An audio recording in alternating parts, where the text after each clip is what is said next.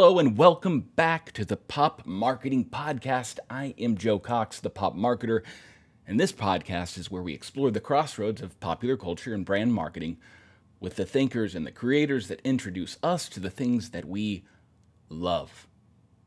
And to many, the shoes that we wear are more than just a utility to protect our feet.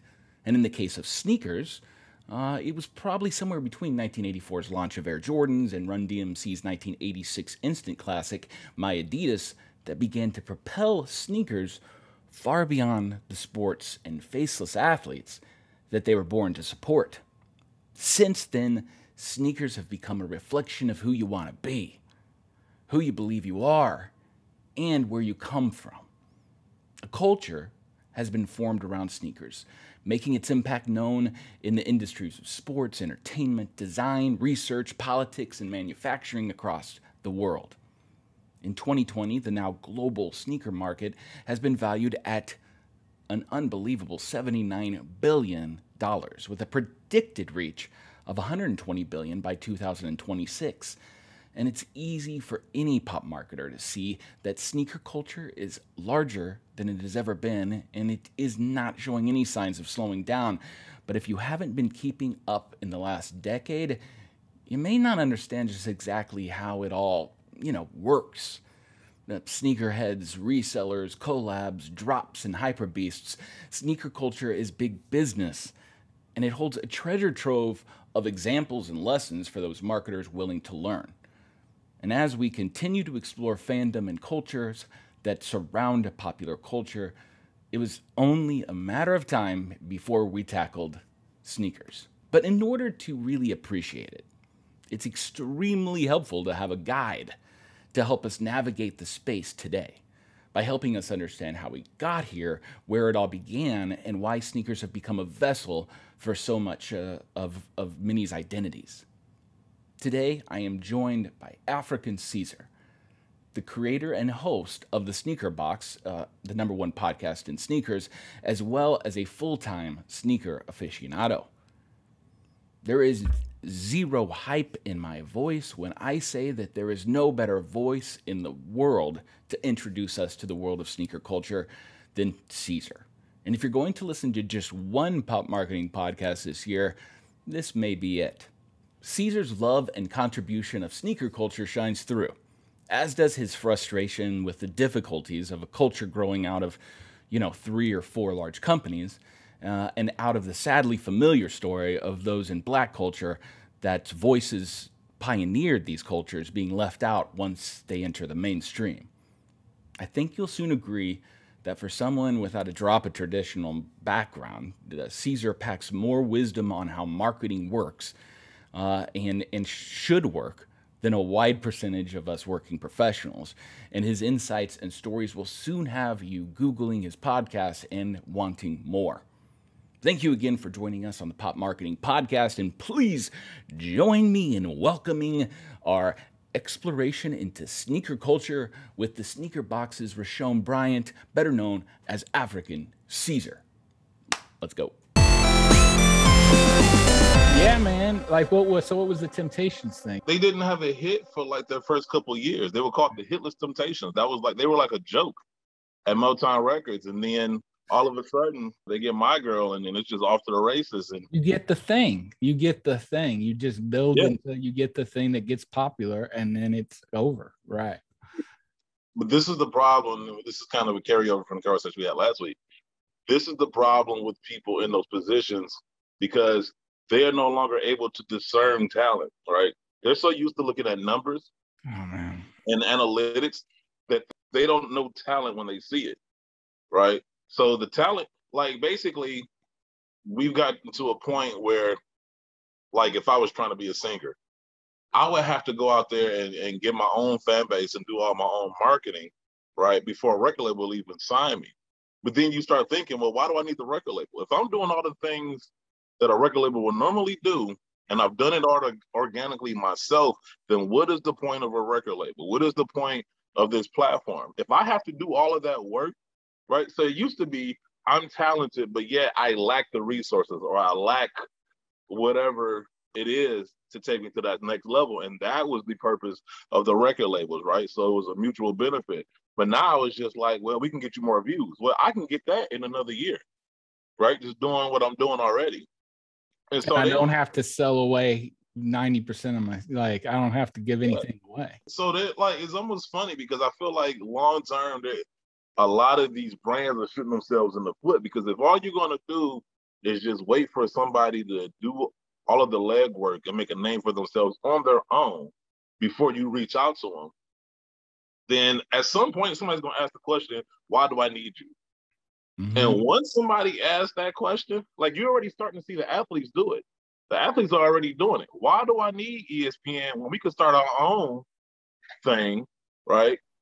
And write our own articles. I think you see LeBron James and them, they started their own kind of athletic blog or media outlet. And you see athletes writing their own articles on there and whatnot. And so once that becomes a thing, it's off to the races. You see with the NCAA, right? Once athletes was like, you know what, we can go overseas and play, or we can go play in the G League, or once they saw there was options outside of the NCAA and they saw they would no longer need it, it became a thing. So now what you see the NCAA doing? Now they're getting rid of all those rules. Now you can market yourself. Now you can the things you weren't allowed to do. Fast. They did that fast, and I can't believe that. I didn't realize about the. I mean, I'm not big into sports, but like I didn't realize the pressure they were having from like, okay, I got other options, and that's what pushed NCAA into doing it. You know why? Because the athletes, and this is from what I would hear from people. I had some friends in different spots at like Fox Sports and ESPN. What I was hearing was that a lot of athletes were talking about two things. One, you saw with some athletes where they were signing with shoe deals or signing with shoe brands, where the brands would pay them for a year. They wouldn't play or anything. They would sign up for a year. They would get drafted. So that whole year they're getting paid. They're not abusing their bodies playing. They get drafted, and then they obviously have to stick with that brand for X amount of years after that. So that was going on. And then two, there was a lot of athletes talking about going to the G League, where once again, you're getting paid, maybe not millions of dollars, but you're getting paid something. And you're more in direct contact with the NBA because it's a subsidiary of the NBA. So therefore, scouts are looking at it. You're coming in closer contact with NBA personnel than you would with the NCAA. And so once the NCAA started realizing, once that becomes a thing, they were smart enough to pivot. That's why they made that move as quickly, because they were smart enough to see, listen, this is the future. We could be like Blockbuster and take our sweet ass time acclimating to the changes, or we can go along with the changes now. So that way we might not stop all of it, but we can temper it to a degree. And that's why they made the move as quickly as they did. So what I see a lot of these brands is like, well, we're only going to work with this influencer. Okay. Well, once that influencer, and that's another thing too. If you see somebody who has potential and they have charisma and they have all those things, they just haven't reached that point yet. They're a lot cheaper than waiting for them to reach that potential when they realize their worth. And now it's a bidding war, because not only is it just you, now it's other brands who also see their numbers or whatever numbers they're looking at to determine who they work with. I just think people in marketing have gotten so lazy. Social media has made it so easy for them for so long that they've gotten used to not doing the legwork of going out there and actually doing the due diligence, being able to discern talent, being able to discern potential, right? Being able to look at those things and say, I can work with that. Cultivate it, make it your own, right? Because now you build a relationship with that person. So where the point is, when they do maximize it, they might stick around with you because you gave them that opportunity. But if I created all that for myself, I gave myself that opportunity. So therefore, there's no loyalty. That's why I always laugh when brands talk about brand loyalty. Like, you got to create brand loyalty. Like, loyalty isn't something that people just inherently give you just because we all know this. We're all old enough to know everything is cyclical, right? So what's hot now isn't going to be hot 20 years from now, right? And we've cultivated a generation of hype. So they're used to moving on to the next new thing, right? What created nostalgia is the connection, the storytelling, all those things. So when we got older and we had our own jobs and we had money, we would reach back for those things. This is why sneaker culture became the thing it was, because people in my generation who couldn't necessarily afford all the shoes when we were younger, once we got old enough and got our own jobs, we looked for those shoes, right? The brand saw that, and now they start retroing those shoes that we grew up with. But you're creating a generation where you're not creating a connection. You're not giving them any storytelling. There's no real engagement other than buy my product. So I'm interested to see where things go from here, because right now they're living off of, I don't know if goodwill is the right word, but they're living on borrowed time. And I don't know if they know it, but a lot of these brands, once again, it's just funny. As somebody who's on the ground but knowledgeable enough to know what's going on in the industry, I just wonder what they see. I wonder what those discussions are like when they have these meetings where they try to forecast, right? And knowing what I know about some brands, you got people in these positions who are more interested in defending their position as opposed to actually giving you credible information, right? They're more interested in making themselves look important or making it look like they're necessary as opposed to giving information that makes them necessary. You know what I'm saying? Like, I don't know how I'm trying to say it. I think I was trying to give the example last time we spoke about Solomon, right? And this is key. I'm not the most religious person, but this goes to the mindset of what I see in a lot of people, where using the story of Solomon, right? God told him, I'll give you one thing, anything, right? And so he asked for wisdom. Now, a lot of people will look at that and be like, that was dumb. I would have asked for money. I would have asked for power. Here's the thing about asking for wisdom. When you're wise, you make wise financial decisions. So you end up rich anyway. When you're wise, you make wise strategic decisions. So you end up in a position of power anyway. Yes, it might not have been as quick as just asking for it and getting it, but you end up with those things anyway. So when you do the right things for the right reasons, you end up with those results. And a lot of times you see people, they're trying to get to the results without necessarily doing the things necessary to get that. They leapfrog all that, right? And so what you end up with what I call fast food, right? So yes, going to McDonald's is a lot quicker than cooking a meal. But long term, what's more beneficial, right? If at the end of the year, all you eating is McDonald's and I've had home cooked meals, which one of us is healthier at the end of that year? So yeah, you got to eat real quick. It took me like all day to make my food from scratch, whereas you was able to get your food in 5 minutes at McDonald's. Yeah, you got to eat faster, but you got diabetes. You know what I'm saying? So yeah, it's one of those things where it's just, I think we need to get back to the basics. And I think we need to, as people in marketing or advertising or those positions, I think we need to stop being lazy and looking for the short route. I think we need to think long term. I think we need to think about what's more meaningful, what has more substance, because those are the things that last. Those are the things that people remember, and that's what creates brand loyalty.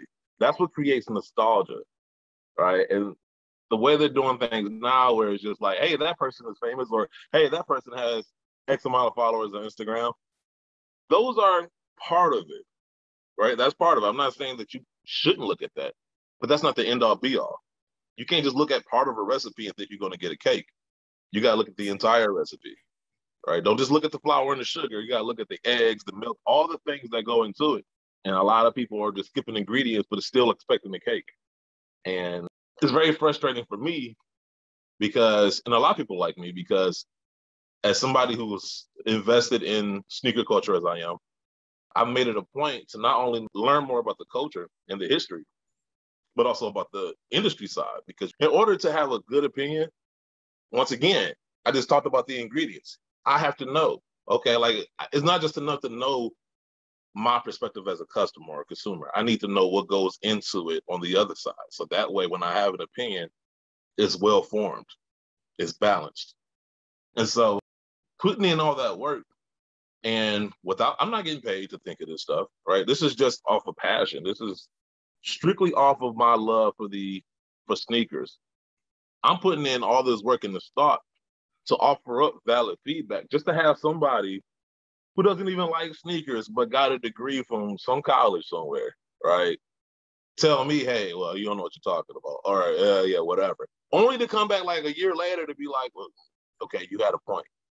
That's the most frustrating conversations I have with people. It's like a year or two later, I've been proven right. And then degrees are good, but degrees aren't experience.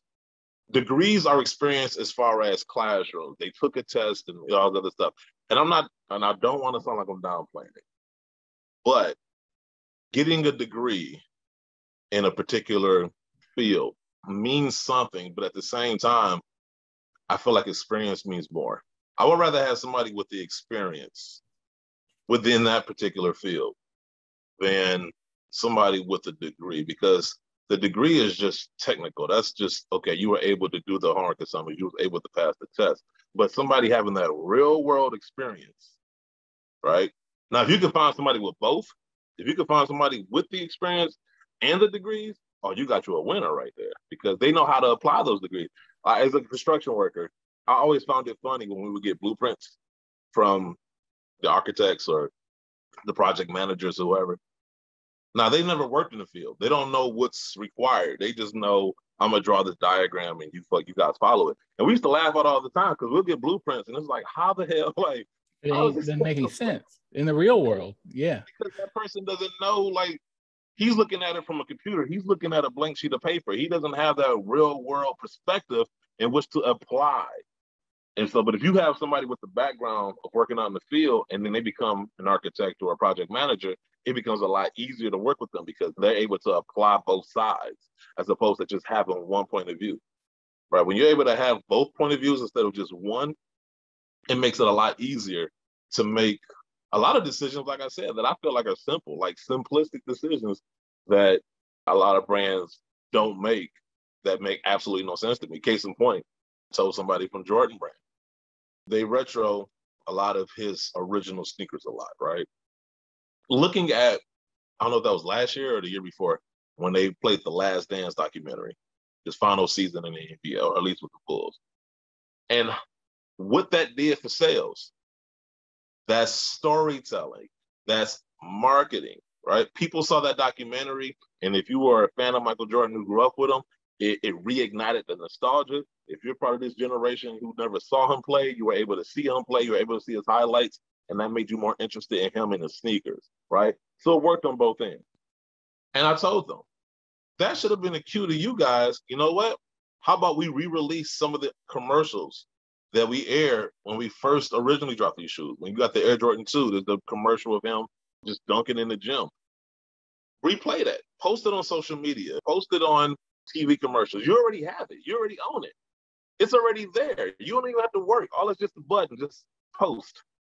These are simple things that I feel like, but because when you don't have a relationship with somebody, certain things fall to the wayside. Like if I don't have a true relationship with my wife and we don't engage with each other, her birthday might come and go without me even thinking about it. Mm-hmm. There's no real relationship there. I don't care, right? It's a one-ended relationship or a one-sided relationship where I'm just in it to get what I can get.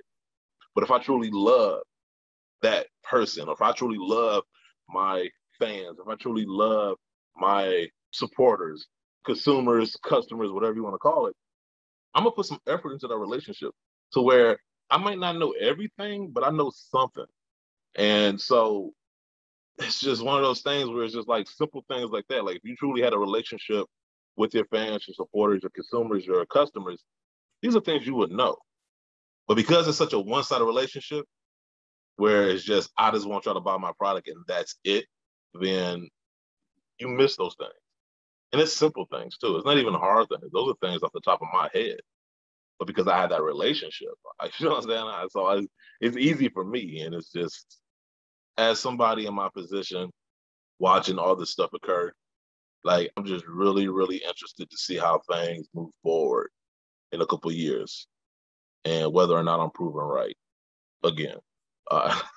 So it's a very interesting thing, like, because like right now, everything, like, you know, as far as sneakers are concerned, like everything sells. So everybody's living, everybody's happy, everybody's enjoying themselves. But there's gonna come one day, things are gonna slow down. Things that used to sell aren't gonna sell anymore, and people are gonna try to figure out like what the hell happened. And then that's when they're going to look back to me or other people like me and say, hey, remember that time you said? But guess what? Now I have the leverage. Now you're coming to me for answers. Guess what? That price goes up. Most certainly. And like you said so many things in there that are just that, and I had something for a lot of them. My bad. I'm sorry. No, it wasn't bad at all. You had so much good. I have rarely interviewed somebody that has so many good bits. Like I'm writing stuff down just to use, like looking at the entire cake and not the ingredients. I'm like, done. That I could use 100 times. I could use that with my kid upstairs right now. Like, it's like, that's 100% right. And nostalgia. I mean, I've done a lot of work with nostalgia, and you're right on. It's almost like they were using it as a power source right now. It's like a gas tank, but it's like fossil fuels, they're mining it all out. And it's like, there's not going to be the same. We all kind of watch the same, like we were from this world of a few different channels, a few different magazines, we didn't have millions of choices of everything watching this. Like we all kind of, there will never probably be somebody as big as Michael Jordan or Michael Jackson, or like the kind of celebrity where the entire world buys an album, right? Like it's just not that way anymore. But I've had those discussions a lot. Like what happens when you just overmine it and it runs out and there's no more of that love, when it runs out, all right? And at some point it runs out, especially when you're not creating more down the road, right? You're just not, you need, if you want it to continue, then you have to be creating that same kind of love. You have to be actually conscious about making that and doing it purposefully, right? It makes sense. And I'll go back to what you said before, looking at the numbers. I think numbers are really tricky because they aren't for sure, but they offer the marketing team something they haven't had before, and what they're getting asked for by CEO, CFO, the business minds, right? Like the ones that are really looking at the numbers. They're saying, hey, proof. I want proof. And somehow we've gotten into this thing that numbers equal proof. So I don't want to take a chance. I want sure things all day, every day. Like that's what I want. No room for failure or anything like that. Like we want, if we go by the numbers and only the numbers, then somehow I don't have to stick my neck out. I don't have to take ambitious chances and leaps and creative jumps and things that have courage and need. Those are the things where great ideas come from, right? Those are something that somebody's fought for and something that somebody truly believes in and is willing to take chances to make it happen. And a company gets behind it and a brand gets behind it and makes it happen. Not because the computer shot out that people want to hear more about X or that this is a sure thing. So I feel like it's kind of like a drug. We're also into that instant. I've always said the quarterly report for Wall Street is the death of long-term brands because everyone's so concerned with the quarter. What's going on this quarter? How are we going to improve things right now versus how are we going to build this thing for 100 years from now or 10 years ago or hell, 5 years from now, right? So everybody's just zeroed in on instant gratification. And you know where instant gratification goes, right? Sure. It feels good. It's fast food. It feels good and it gets you that quick fix, but you're not investing, to your point, on those relationships and those things that are going to continue going. And it makes everybody, unfortunately, whether their intentions are good or not, it makes them so focused in that right now, right? And I've seen marketers, even since my career, move further and further into, I need sure things and I need it now. And so I'll just snag it from here and snag it from there. But I couldn't agree with you more. I do think the next few years are going to be really interesting in all aspects, just because I think creators and makers and artists and athletes, they're all getting the clue that it's going to be a creative revolution for sure. Most definitely. You see NFTs, you see just the opening up of people being like, I don't need you anymore. Like, hold up, we can just do this on our own. Like, and we're seeing that more and more. And yeah, I think you're right. I think we're just kind of seeing the tip. I mean, YouTube is an example. It used to be you needed the television networks to get a show, right? Or to broadcast your content. But then you got to think like YouTube. So now I can have my own show on YouTube and have my own numbers. I don't need NBC. I don't need Warner Brothers. I don't need any of these other platforms, right? And it's funny because you see these platforms struggling. They reorganize. Like, look at ESPN.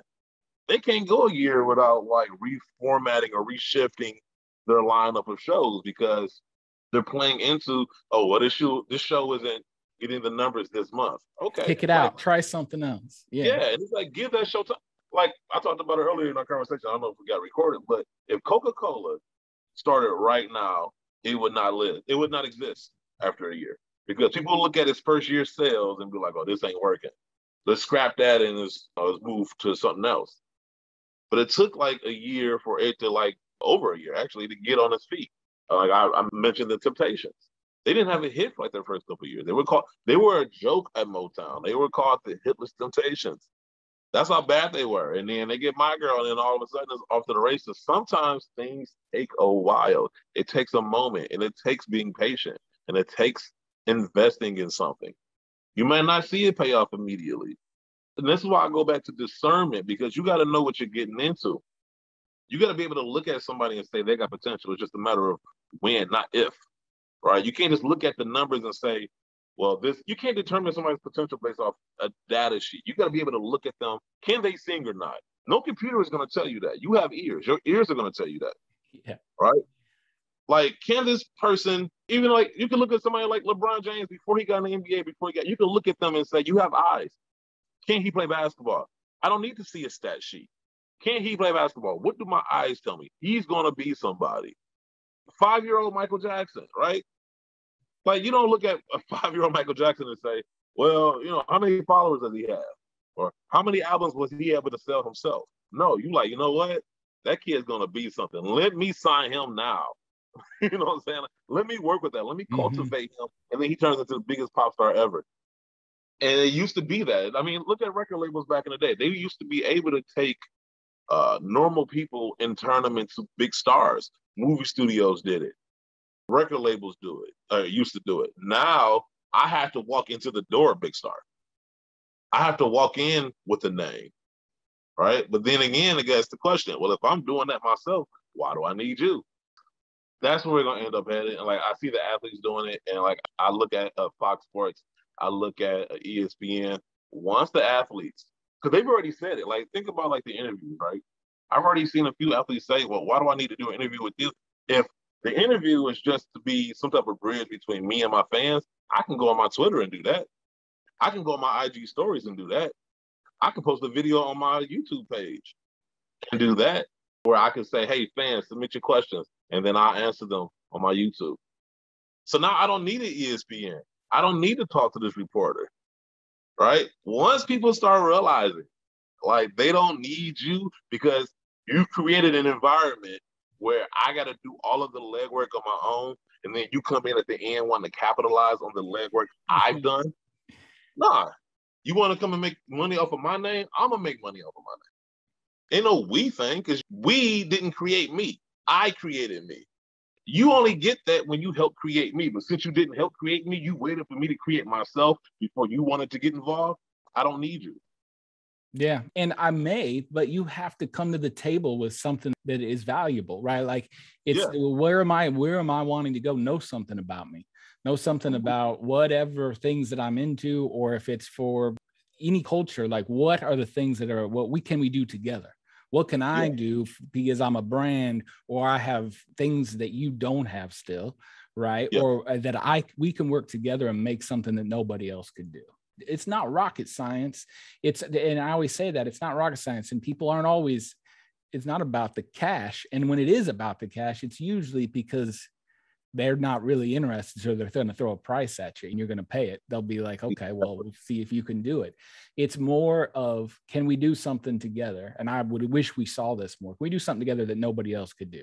What's the collab between us together, right? Instead of, hey, I'll pay you $10 million to drink this Pepsi. And everybody knows they don't do that. It always works best if somebody's truly already in, right? Like somebody's already a fan and you're making something together or doing something together. I think I just saw, who was it? Somebody had a statement that was like, owned Atari now, or I'm like CEO of Atari. It was in the news. God, who was it? It was a rapper.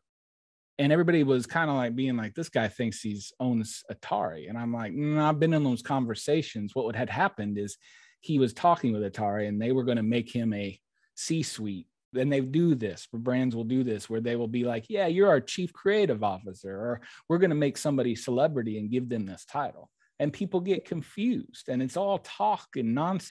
And he'd gotten confused in the conversation and been like, yeah, I'm basically running this place now. And they're like, oh no, that was just a marketing thing that we were going to put out. And I see people commenting on it like, how could this guy think that? And I'm like, I don't know, probably some conversations going on there that would confuse somebody on those kinds of things. But it's not about making a better experience or a thing or pushing something forward. If you're going out to just utilize somebody's fame to launch yourself up, like, I guess be prepared to pay for it. Yep. If you're not going, like, just be prepared to pay for it and fake it if you're not prepared to make the sacrifices and put in the time to do it right. And be prepared to take a loss too, because to your point, like if it's not authentic, like no loyalty. If people know I drink Pepsi, now all of a sudden I get a check from Coca-Cola. Yeah. And all of a sudden I'm like, drink Coke. You know what I'm saying? Mm-hmm. People see through that bullshit. They like, you was a Pepsi fan all your life. And the only thing that changed was you getting paid. People see through that. It has to be organic. I think everybody knows at the end of the day, people that endorse something, they're getting paid. But getting paid for something you love versus paid for something that you care less about matters when you are pitching something. And I think I talked about, it was something I just had on top of my tongue too. Just had it on top of my tongue. But I don't know, it's watching these brands just kind of throw themselves as celebrities now and just pouring themselves out to some degree. Yeah, I agree. And it's also the scary thing for them is that celebrities, whether they be athletes or actors or artists or whatever it is, they are getting it real quick. Social media has helped them understand, oh, I'm the one. Oh, my Twitter account. Oh, my Instagram. Like, I can literally hit a button and reach as many people as you're doing with a media buy or whatever you're doing. I can just do that. I can bypass that and I can use it for products. Look at Ryan Reynolds. And in doing that for not any of the stunts he's done with his gins or anything like that that's gone into culture, he just gets it. It's not that he's a better marketer. He's just like, oh, I got fame. So I don't need to buy commercials when I have an Instagram or a Twitter that has millions of people that follow. Now I still make funny stuff or I still do good work like that that's culturally relevant and that will get into popular culture. But I think it's funny that how close celebrity and brand really is, like a great brand and celebrity. And I think that the things that now we take ourselves too seriously, all these numbers, I think there's a lot of people that take the marketing and had to like put a suit and tie on. And it's like, no, you entertain people and you give people value. And it's like celebrity, right? Like a brand and a person are very similar, but now we've forgotten how to do that. Now it's just, what's the numbers? How do we get somebody to click on our Facebook ad? How do we do this? And I'm not saying that's all bad, because it's not, but it's what we've done. We can't, human beings just love to go from one extreme and then they shove themselves to the other side without saying like, hold on, maybe there's a middle place we could go where, yes, we're for the shareholders and whatever it is on the business side, but if we want to attract this consumer, we have to grow up with them. We have to invest in them, and we have to give them something to remember so that we'll have nostalgia when they're 30. Some brands get it. Well, and that leads me to 2 points. I'm glad you brought that up, because there used to be a point, like in particular with sneakers, right? Or just in general. And I'm gonna use sneakers as an example, because it's when I was younger, or I mean, even still now, like some people in these brands, they still have this archaic way of thinking where you have your core demographic, right? I think most brands shoot for like 18 to 34, right? That's pretty much the general area. And that used to mean something because people would age out of a certain thing, right? Like even with sneakers, right? You'll reach a certain point and you'll get out of sneakers. The difference is now people aren't aging out. I know 50 and 60-year-olds with like huge sneaker collections, right? I'll be there. I'll be there easy. Video games, I'll be Me playing. too. I'll be playing until the end. It's totally different. It's very different now. Yeah, we're not aging out. We're continuing on those trends Yeah. that we started off with when we were 18. You look at a lot of these gamers now, you think they're going to get 30 and stop playing video games, or 40? No, they're going to play video games for life. And another point I want to make, I don't know if I made it in the earlier video, but we talk about creativity. We talk about new ideas. Those all come from human brains. They come from human minds. They do not come from computers. They don't come from stat sheets or analytics. They come from people. And once you start investing in people again, the sky's the limit. Like when you think about new ideas, who are creating those new ideas? New companies, because they have to compete within a certain space. So they have to think differently, right? Like if I'm trying to create a social media platform where I can't recreate Facebook, so I got to come with something different. I got to come with something unique to make a name for myself, to distinguish myself amongst my peers. Those where the new ideas come from. They come from new companies. What happens oftentimes is those new companies come up with new ideas, they build on them, and then the bigger companies see them and then buy them out and implement those new ideas. But very rarely do you see new ideas or creativity coming from existing companies. Why? To your point that you made earlier, they want to mitigate risk, right? But there's risk in creativity. There is risk in new ideas. That's the whole point. Even investment is a risk. Nothing is 100%. It is all a risk. But we have this fear of risk. We have this fear of failure. There's lessons to be learned in that. Not every failure is an L. Some failures you can take and learn from and be like, whoa, okay, and then reapply it. Like, I feel like I'm stuck in this food thing. But Verner's was meant to be a medicine, and it turns into a delicious drink. You know what I'm saying? So It's like, yes, it was a failure as a medicine, but it found success as something else. And so I just feel like especially with these bigger companies, right? Like I said, the new ideas come from new people, new blood, people who aren't necessarily jaded or restricted by the structures of corporate America. They're able to still be free and creative. Like, that's why I hate corporate to a degree, because once something gets so big, then people realize the money that can be made. And so therefore, over time, you see the free spirit, you see the creativity, you see the passion being offset by corporate structure. It mitigates all of those things. And it's sad to watch. Like, I'm watching it with Nike right now. Like, it's become so big now. It's like, okay, it's this behemoth. And so everything that made it great, like they were like mavericks. They were free running. It just so happened that all of their off the wall, out of this world ideas worked. And so now, like, Nike couldn't exist now. It couldn't. It couldn't. Like, if you was to take Phil Knight from back then and made him the CEO now, shareholders would lose their shit. You know what I'm saying? Because they're like, wait, we can't do that. It's too risky. And it's like, but that's what made y'all great. You know what I'm saying? Y'all tried new things. Big leaps. It's what it's about. Yes, and it takes absolutely, I mean, it's courage. It takes people getting back behind it and saying, hey, I don't know for sure, but this is what I think. And the reason you're seeing it from new people is because they got nothing to lose. Like, and that's beautiful. And I don't know if it goes away. And I don't know if it might be the order of things. I think about it all the time. It might be the order of things is waves, right? Like, and you said, it's the circle and it's circular, and it might go that the energy of new stuff creates new stuff. And then that grows to a certain point and it's waxing, just like us. Just like life in general, it's like this ebbing thing where the new always takes over the old, just because the old wants more order and the new wants to not accept the things that have, because they don't even know. A lot of times in the big places, you don't even know what things are wrong because you're too insular in your own world you've created. And so, God, it would be amazing to say, like, how do you mix those two worlds? And there's a lot to it. And I'll even put it back to collabs and like different shoes. It just seems, man, there is a new shoe coming, and you see it more than me. And now I'm watching your show. So I'm like, I'm seeing everything come out, and some stuff I'm like hitting save. Like I'm going to maybe try to go for it, but there's so much coming out.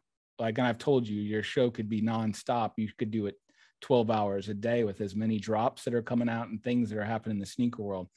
What do you think about this world of collabs and brand collabs and different shoes that are coming out that are mixing this small things in culture, or like artists or different collaborations with that, with the larger thing? Like, has it gone? Is it a good thing? Has it gone? Is it going in a crazy space right now? Like, I'd love to hear your head on the amount of like mixes and different things going on in the sneaker world. I think it's good and bad. Like every now and then you'll get the collab that resonates, and then you get the collabs that you can just tell as a money grab, and the brand was just like, "Hey, you're a celebrity. Here's a shoe." And you can kind of tell. I found that you can tell by just design. Like I a lot of times I'm like, "Whoa, you just phoned that in. Like that was just, you shouldn't even be out there."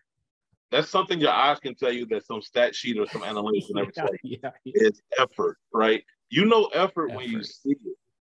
You know effort. And I can give you an example. Pretend you're a teacher. You have a student give you C+ work, and you have a person that give you A+ work. Now that person with the A, they're just breezing through it, and you have the person with the C, they're struggling, but they're trying to learn. You know it when you see it. Like I remember one time when I was a kid, I got a C in Spanish. I just could not pick it up, and I thought I was gonna get in trouble. Matter of fact, I got a D. I thought I was gonna get in trouble, so I got a D. And I'll never forget, my mother was just like, "I know you put in the work. I saw you studying. I saw you trying. There's no shame in that." I was saying, like, you just didn't pick it up. It just isn't your thing. And so you know effort when you see it. You know hard work when you see it. There's nothing that can translate that onto a piece of paper. And so when I see a shoe and it's just, "Hey, we just threw this color on there." Creatively, what did you do? What story did you tell? What was your inspiration? What thing? "Oh, I just threw my name on it." Like Supreme does that. This is why I get so mad about Supreme. They can just slap their name on a white tee and it's going for $500. Creatively, what did they do? What did they do? Nothing. But we have been so bred to consume. We don't stop to think what we're consuming, right? And that's my problem with the sneaker community. It's like, listen, the brands are going to do what you allow them to get away with, right? If you're with somebody and they constantly cheat and you never say anything to them, they're going to keep cheating. It's not until they realize there's something to lose that they pivot and stop and think about their actions, right? So if you're thinking that the brands are giving you bullshit every Saturday, and yet you still buy that bullshit, yeah, what you think the brands are going to do? They're just going to double up on that bullshit. Yeah, you're voting with your money, right? Like you're voting. So whenever you're buying the bullshit, they will stop to think, "Hey, why aren't they buying this anymore? Maybe we should try harder. Maybe we should do, whatever."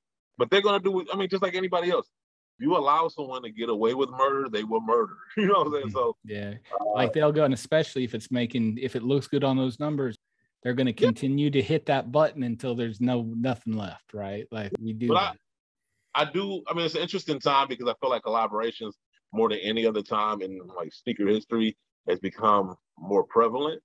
I just wish the brands would do more due diligence as far as who they collaborate with. Once again, celebrity does not make you creative, right? Having X amount of followers doesn't inherently mean you're a creator, Correct. Right? Sometimes it just means you were able to take advantage of the algorithm. You can have shitty content, but but if you post constantly on certain platforms, that's the algorithm, right? It's constantly posting and it promotes that. You can just post videos of ice cream melting. You know what I'm saying? Yeah. Look at TikTok. A lot of TikTok is that. And I'm not saying I live on it. I don't. I'm not that generation, but it's that. It's like just because there's 1 million followers does not necessarily mean that thing is something you should look up to or feel like it's trying to say something creatively. You're totally right on. I'm more about, I could care less how many views a video got, is what type of content is in that video. Yeah. What are they doing in that video? What are they saying in that video? Is it worth my time to watch? Right? Because you can have 1 million views. I mean, that just to me means there's 1 million idiots willing to watch. And we know that. We know that that's out there, right? Yeah, There's a lot of people. Yeah, like car crashes, people stop to watch that too. Like, Can't help it. yeah, it's you gotta, once again, longevity. What lasts? Think about some of your favorite music. Think about what sells now versus music that has lasted decades. Mm-hmm. Right? Like I can still listen to the Temptations. I'm gonna keep using that example. I can still listen to the Temptations. Am I gonna listen to Tekashi 619 20 years from now? I don't listen to him now, but there's people that do. I'm saying, like, everything that's hot right now does not mean it will last forever. Nothing lasts forever except plastic and roaches. You know what I'm saying? That's a good one too. I love that one too. That's right on. Yeah. Yeah, like the things that last are the things that are substantive, things that people can relate to. Reason like Tupac, right? Tupac will always last. You know why? Because he was always relatable, because he talked about things that people were going through. He wasn't just, yeah, he talked about drugs and all the other stuff. Human, deep human stuff that doesn't change. Yeah. And that would never change. That would never. Part of the reason you look at a show like Law and Order, right? Part of the reason of its success is because they took real stories that really happened, right? So they were able to like last as long as they did. And they were able to have like 1 million spinoffs because they took real things. Those will always be relatable. Those will always be things that people, humans, can connect to. And so we had a chance to work with, so 2018, Nike reached out to us. They had this thing called, it was Sneaker Lab, then it turned into Cultivator, and now it's Nike by You. And that's basically taken over the Nike ID. And so they realized what they called them was micro influencers. So you got your major influencers like a LeBron James and Michael Jordan, and then you got your other influencers a tier below that, like your Jock Slades of the world. And then you have your micro influencers who are maybe don't have the social media following of those people, but still have a connection or a following, organic following within their own communities. They're influential. They're influential. It doesn't matter how many people. It matters who's following them and like who they're talking to. Yeah. But once again, their influence isn't necessarily quantifiable by numbers. It's just something you can see and feel, right? Mm-hmm. So they reached out to us. We got a chance to go out there, and we got the tour of all tours, which was amazing. Yeah. And so they allowed us to design our own shoes, and we made some money off of it. We were able to sell some shoes and whatnot. And it was fun. It was fun. You got to see the creative process. Now, I was a little bummed out because basically all it was Nike ID. It was basically, I mean, it was literally Nike ID, but I charged you $10 more. Like, you could literally take whatever, every shoe design that you saw, you could have made your own on Nike ID for $10 less. So that was the problem I had, right? Oh, I see. So they were like, okay, well, we're using the Nike ID machine, meaning you have to stay within the perimeters of Nike ID. Got it. Yeah, and like I felt like if you're going to charge 10 people $10 more, we should have more options creatively that they don't necessarily have on Nike ID. And it means more. I'm not as handcuffed creatively to come up with a sweet shoe, but that's them playing it safe, not knowing. But it's like, once again, you don't know the full potential of it unless you give people a chance to express themselves fully, Mm-hmm. But we did what we did. We did decent. But it was so cool. And in my mind, I'm like, I always say that like a sneaker collaboration is like the Nobel Peace Prize for like sneakerheads, right? That's like the ultimate award that you could get, ultimate honor as a sneakerhead that you could get, being able to design your own shoe and put your name on it. Because it's having that opportunity to tell a story, your story or a story that you feel like is worth mentioning, I think is excellent. And the Black History Month collection, that was another thing I had been pitching to people at Nike and had a number of meetings. People loved it. And then I had a meeting. I used to not want to say his name, but I just feel like that's how people get away with bullshit. They hide anonymity. But Chris Wright, who's taking over for Gentry Humphreys for Jordan, I had a meeting with him. Now, he's a Black man. So we had this meeting. Now, mind you, I put together this pitch with Ben Avey. He's the senior design developer for Carhartt. We put together this pitch. We thought of specific silhouettes. I mean, we put a lot of thought into it. We thought about colorways, and we even went as far as thinking about the different silhouettes because the silhouette matters as well. Like, for instance, Garrett Strong made the first hit for Motown, Money. And so we wanted to use the Nike Air More Money silhouette for that shoe to commemorate that song and to commemorate him. And so we put together this whole collection. We put a lot of thought into it. And so we pitched it, like I said, we had a number of meetings, and it was almost like a boss fight. You go up this ladder, it's like Mortal Kombat, and then finally round 2, round 3, like next level, right? Yeah, exactly. And so we finally get the boss of all bosses. We're talking to Chris, and I'll never forget his feedback. His feedback was, Nike's global, Motown's local. And I remember looking like, the fuck? Like, I was so mad. I was so upset because it's one thing to critique an idea, right? But if your response is Nike's global, Motown's local, that one tells me that you don't know shit about Motown, right? Like, yes, Motown might not be the company they used to be, but, well, first and foremost, it shouldn't matter because we're talking about Black History Month collection, right? So it should be about uplifting and promoting those Black stories throughout history. That should be the focal point. It should not be about, well, how many followers does Motown have, or how many people, like, most people might not know about some of these stories that that's what I was just thinking. Point. Like, that's the point, is to say, hey, there was somebody before this. There was a story before this. And you said it last time we talked too. It's like, it's always, things just didn't appear. They came from somewhere, right? Yeah. And like, we have to remember the places we came from, the things that created the things we like now. And kids don't have that, right? Like, barely adults have it anymore, right? Like, and it is important throughout time. It's important for everyone to understand the things that had come before. So with that, man, we can't, that's a rough statement to make. Like, I find it so funny. I find it so funny that we want to be remembered, but yet we do absolutely nothing to remember the people that came before us. It's like, you're gone. Yeah, I just find that so funny. We want to be remembered. Yes, and we understand that, right, when it's us. But we don't want to give the flowers to the people that allowed us. And I find that, like, I grew up with my grandparents. I was raised to, like, pay your dues and respect and all this other stuff, which is why I'm such a big fan of history, right? Because I realized that a lot of things had to happen for me to be here. If my grandparents never met, I mean, you don't have this conversation. Yes. So I realized that. But he was so dismissive. He was so dismissive because one of the elements of so the collection was going to be based on, obviously, key acts or artists or even people, because we even had a shoe for Dozier Holland and Dozier. Those are the songwriters. They wrote some of the greatest Motown songs ever. So we put a lot of thought into it.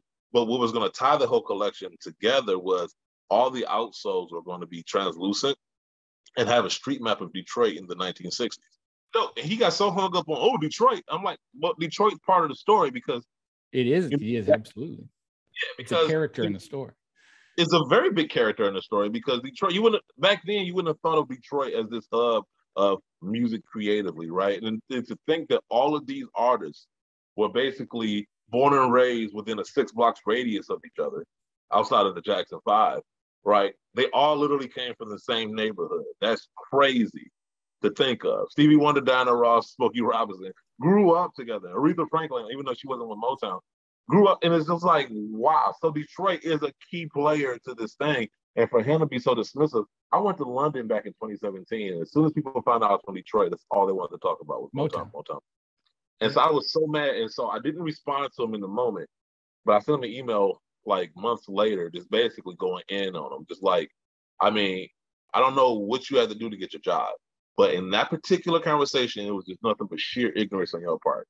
Like, I don't know if you didn't know about Motown, if your parents didn't play Motown, you didn't know about it, but to sit there and suggest that Motown was not worthy. You did it. Y'all made a shoe based on Pee Wee Herman. Y'all made a shoe based on Paul Bunyan. Y'all did a shoe for the Grateful Dead. Do not sit here and tell me that Motown is not big enough for you guys to tell that story. Once again, we're talking about Black History Month collection. You guys spent the last 15 years basically just throwing tribal print and kente cloth on the sneaker and calling it Black History Month. Once again, that goes back to my point of effort. You know what effort looks like. If 15 years later, I'm still getting kente cloth on the sneaker, and you're calling it Black history, I have a problem with that. That tells me I can get with that for the first year. But 14 years later after that, I'm getting the same thing you gave me in the first year. That's bullshit. I said, listen, why don't we tell Black stories?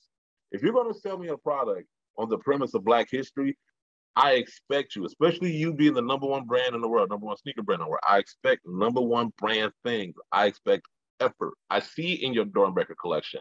I see how much you guys put in telling those kids stories. I see it. That's why I appreciate that collection. I love it, right? Even though I'm not going through an illness, I'm not going through what they're going through. As a human being, I still relate to them, right? I still have empathy for them. I still can look at them and say, wow, look at those kids going through it and persevering, and whatever I get from it, I can still find some way to relate to them as a human being through that pack or that collection and understand their story. Why can't you apply those same things to the Black History Month collection? Effort. I see you put effort. If I see you put effort into this and you don't put it into that, I'm gonna question why you're not. And if all you can tell me is, well, this is local, or it even got as far as John Donahoe. He actually emailed me and basically kind of blew me off. And he tried to make it seem like Black History Month was about everybody. I'm like, it's not about everybody. Just like your birthday isn't about my birthday, it's about your birthday. Your wedding isn't about my marriage, it's about your wedding. To sit there and suggest that Black History Month is some type of shared outlook. No, it should be about uplifting Black stories. It should be about uplifting Black notable people in history. And if you're not going to tell that history, if you're just going to use that premise to sell me product, I'm going to have a problem with that. Yeah. And your expectations, you've set high expectations, you're Nike, right? Like, yeah. And brands do this. And this is a good thing in that you train and set expectations with the consumer, with anybody, that everything you do needs to be at this level. So when you do something that's not at that level, that highest level, whether it's about athletics or whatever it is, at that highest level, if you're not, everything needs to hit at that, or it's not worth doing, right? Yeah. Like, or it's not worth doing. So it's absolutely fair. And when you get too big, if you can't balance all those things. That's what it comes down to.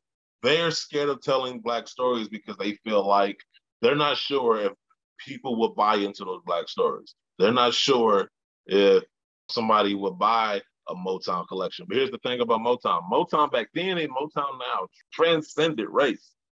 White people and Black people love Motown. People love Motown. Matter of fact, I did like a little survey of my own because I travel a lot. We do a lot of events in different parts of the country. I would ask people, what do you guys think? Like, if we came out with a Motown shoe, what would you guys think? And people were like, oh my God, like, and people were just, yeah. I mean, and these were people that were even into sneakers. Like, I had one lady, she was a middle school teacher. She wasn't even into shoes like that. The shoes she was wearing looked like she had worn them for like the last 4 years, every day. And we were just kind of talking. She was interested in what we were doing. And I told her who we were or whatever. And then just for shits and giggles, I was like, you know what? Are you a fan of Motown? And she was like, oh, I love Motown. And I was like, if there was a shoe, and I asked her, like, what was your favorite Motown act? And she told me the Supremes. And I was like, if there was a Supreme, like, let's just say Nike came out with a shoe to commemorate the Supremes, would you be interested in that? And she was like, I would definitely take a look at it. And I'm like, you have potential to reach people outside of me. And you're not doing it because why? You're scared. Like, shareholders, I think, are the worst. But here's it. That idea is still out there and still as relevant as it was the day you went in and pitched it, right? So everybody listening up, that idea is an idea. If you want to tell a story through shoes, and I think what I want to thank you for is you could easily do a podcast on sneaker and learning more about sneaker culture and get down, and you could easily just talk about sneakers, right? Like, you could talk about sneakers, but what I take away from our talks together, and I don't want this to be the last time that we chat, but is that the most interesting parts about talking with you is everything around it, right? Like, it's not just about the thing, it's everything you put into that thing and everything that thing means. And that's like any piece of art or anything that people create. It's the depth of the things around it and how many references in somebody's history and all the knowledge that they had and they put into those things, all those ideas that had nothing to do with sneakers, right? Like, that are so far out of it that make those things that make them resonate and make them special. And talking with you, yeah, we definitely touched on sneakers, but it's more the interesting parts is all the culture that is around it. And what I'm picking up on is you cannot take the culture out of sneaker culture. And you can't take the Black culture out of sneaker culture and where everything is coming from. And you got to you have to, if you want things to change, we're just going to have to stop extracting from these cultures and start showing like, how are we going to push it forward? How are we going to push the people that are going to make the next big things forward? How are we going to do that? And it's not hard. It just doesn't show ROI, return on that investment, to next quarter, right? Like, and if we're going to be always stuck on that. I mean, not to be crude or anything. Well, there's 2 points I want to make real quick. One, sneakers are just a vessel, right? Just like when you go just to a vessel, right? You don't sit there and say, well, what type of canvas is this? Or you're not so hung up on the marble or the rock or whatever it is that created the art. You're caught up in the art itself. The whole thing, yeah. Yeah. And so that's what I get caught up in the sneakers. But as far as like there's corporations and companies, and then there's brands. Corporations and companies, they just sell product. That's what it is. Brands are what have the relationship, right? Because those are the things that people buy into. They buy into it because they trust them. They buy into it because they have a relationship with them. They grew up with it. It was something that was a part of their life. Whatever it is, but there was a relationship with it, right? And I challenge a lot of these corporations to think more like brands and less like corporations, because corporations, let's be honest, the priority are shareholders, not the customers. The customers come secondary to the shareholders. As long as the shareholders are happy, customers will think about them afterward, right? Brands think about the relationship with the customers because they realize even if they have shareholders, if we keep the customers happy, we get money, and therefore the shareholders are happy anyway. That's wisdom right there, right? Like if you focus in on that's it. Full circle. But it's like any relationship though, right? Like if I'm with somebody and all I'm interested in is having sex with them and I'm not interested in any other part of that relationship, it's not going to last. Or the relationship is going to be so-so, right? But it's going to sour real fast, right? It's going to, yeah. But if I invest in that relationship where I talk to my significant other, I spend time with my significant other, I care about, I do things for my significant other, I'm going to get what I want anyway. And we're going to have a great relationship because we're both getting what we want. We both get what we need. But right now we have this one-sided relationship where the customers are the ones getting, for lack of a better word, fucked. You know what I'm saying? You know what I'm saying? Yeah. And the brands are trying to figure out, well, why aren't they loyal to us? Because why aren't they loyal? And that's the biggest thing I took from our conversation. And I've thought it's been whirling around my mind how right in front of my face it was, but I just hadn't said it. And it is exactly it. And I was talking to one of my coworkers in the car the other day, and I was like, man, I had this awesome interview. And he's not even a marketer. And we talked about loyalty. And I was like, how do you expect loyalty from a consumer, or being able to even call them consumers, out of a person and a human that's buying my product?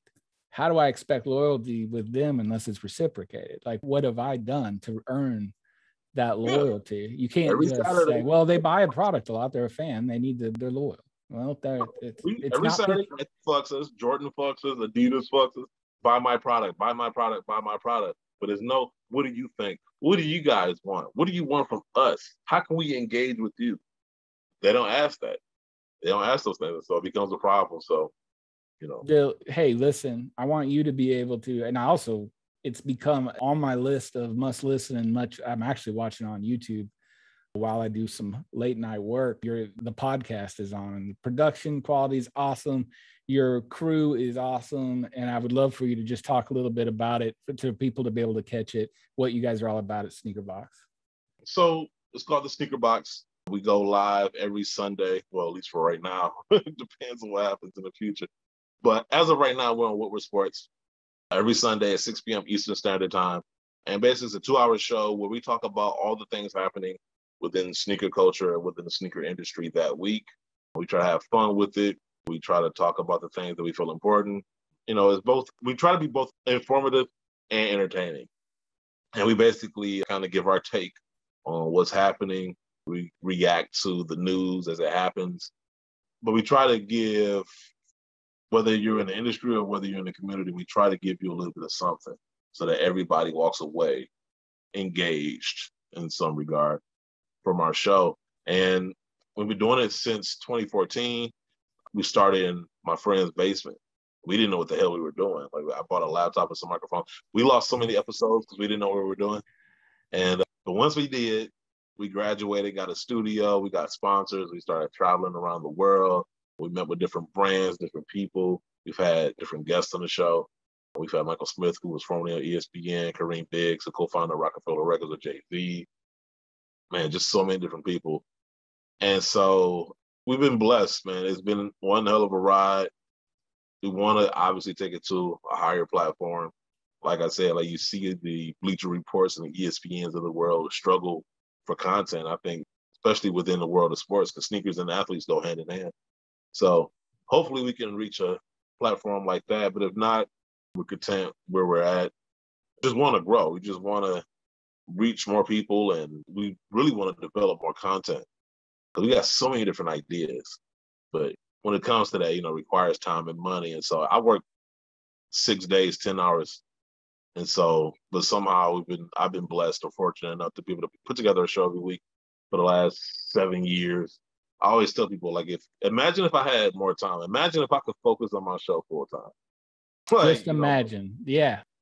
Because, I'm only able to dedicate 20% of my week to the show, maybe, if that. And you can look at our show and be like, wow. So imagine if I could apply the other 80. And so that's where we're at right now. And that's where my focus is. It's not so much wanting to get bigger, but just wanting to create more. Wanting to create more content. Wanting to develop ideas that we've had. I've had the ideas for the last 5 years that I haven't been able to develop because resources and time. And so wanting to do stuff like that and creatively. And I want to add to the culture. I want to contribute something. That's my thing. I want to be able to leave something behind and say that people can look and say, like, yeah, I remember that, or I used to listen to that. Totally. Listen up, marketers. I mean, this is what I'm always talking about is we sit in rooms and think of ideas and Google and try to put stuff on the wall for new ideas and things where I'm like, stop making stuff up about things you don't know about whenever there are people that are ingrained into these places that are waiting for somebody to ask, what do you want to do now? Like, what do you want to do? Like, and Red Bull, we talked about this last time, Red Bull taught me that. It's like, stop thinking of your own ideas. Nobody cares. And go and talk to the people in the culture. Go talk to people that they will have 100 ideas and they will be 10 times better than yours because they're coming from a place of they're inside of it. And guess what? The brand has the resources and the money. The people within, the leaders inside and the community have the ideas and the community. And can I add to that? Yeah. Real quick, I want to add, like, because I 100% agree with what you said. Because a lot of times what you'll see is a lot of these entities, they'll see somebody like me doing something, and instead of reaching out to me and investing in me so that they can tap further into those ideas, they'll just try to recreate. It's crazy what I'm doing. Like, and this is my frustration because we'll try to reach out to a platform or to a different potential brand partner or sponsor, but a lot of these, like ESPN, they'll see, like, all they see is Nice Kicks and Complex, right? That's all they hear. But here's the thing. The reason Nice Kicks and Complex has a show is because I created the show. When I started the show, nobody thought a sneaker podcast was viable. They didn't think it was something that could be done. And we proved it wrong. We've been doing it for 7 years. And it wasn't until 3-4 years in, that's when Complex and Nice Kicks got the bright idea, hey, what if we started a sneaker podcast, right? And instead of reaching to us and giving us that opportunity, they just tried to recreate their own versions of it. And you can kind of decide whether or not it works or not. But basically, I mean, look at Complex. I think we talked about this in the last video, where we talk about tapping into culture and whatnot. A lot of times, like, I think about rock and roll and how African Americans started rock and roll, but then when you look at rock and roll now, you wouldn't know it. We're not represented anyway. And so when you look at sneaker culture, you look at like a Complex, when they do sneaker culture, does it look representative of what birthed sneaker culture? No. Like they started a sneaker show and there's like 3 white guys. So, I mean, not to say that white people can't be in it. I don't want to make it too racial, but it is frustrating when you're part of a group of people that is constantly creative, when you're constantly creating culture, whether it's hip hop, rock and roll, sneaker culture, whatever. And then it reaches a point where it becomes profitable and we can no longer be a part of it. We can no longer represent it because we don't fit the type. And it's very frustrating. So we spent 7 years being creative. We took the risk of creating the show. We've invested in it. And to see people say, hey, that's profitable. But instead of working with us, they work against us by creating lesser versions of us. But because they have a bigger platform, they get away with it. So it's very frustrating. Very, very frustrating. There's been a few times where I just wanted to quit because it's just like, why? Why constantly create if people are just going to take and not at least give me the opportunity? You know what I'm saying? Yeah. Okay. Like imagine being a songwriter in the 30s, just having your song. Like if I'm a black artist and I'm coming up with these songs and write my own songs and performing them, just to have somebody tell me, we don't want you on radio, but we'll let this person sing your song. We'll let them perform it. You know what I'm saying? Like you're gonna feel some type of way. Like, well, why am I doing this? Like, if you're just gonna give it to this person and let them run with it. It's a very frustrating thing, but like at the end of the day, all I fall back on is my passion, sneakers and sneaker culture. And so that's what keeps me going.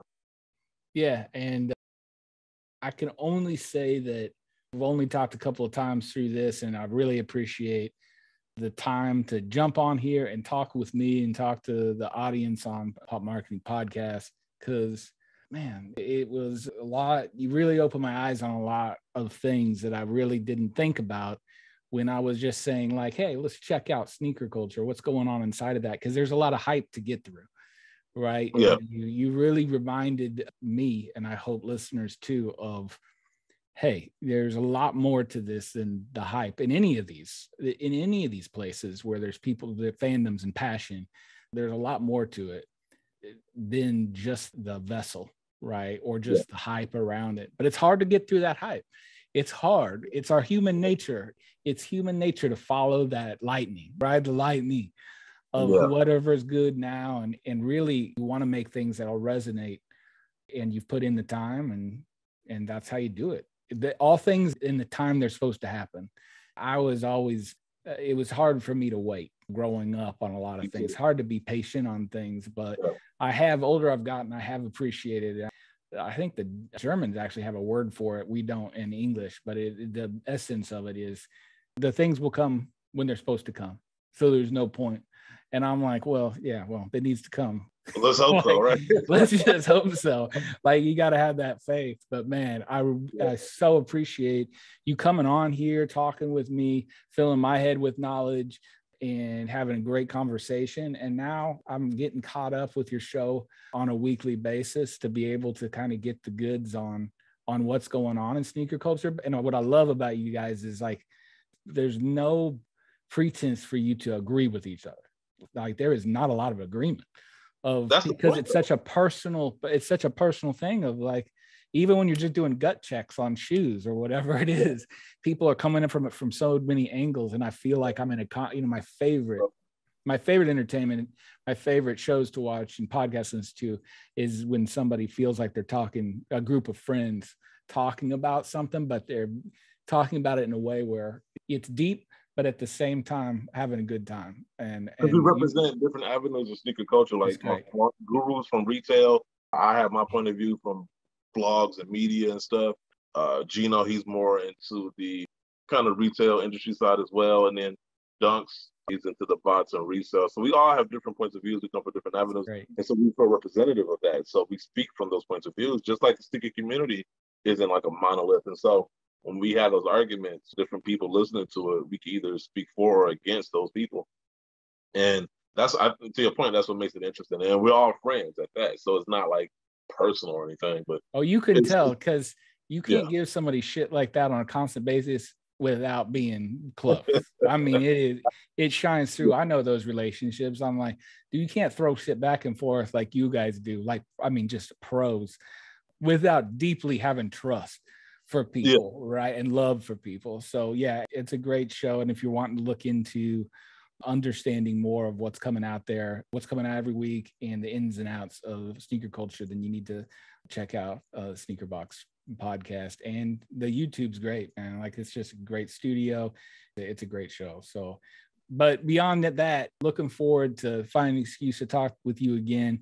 Thanks for so much for coming on and giving us 2 nights, because we had technical difficulties the first night, but man, I think we got a lot in this one. Like, so I really appreciate it. And thanks so much for coming on, and we'll see everybody next time on the Pop Marketing Podcast. Thanks, Caesar. Appreciate you giving me the time.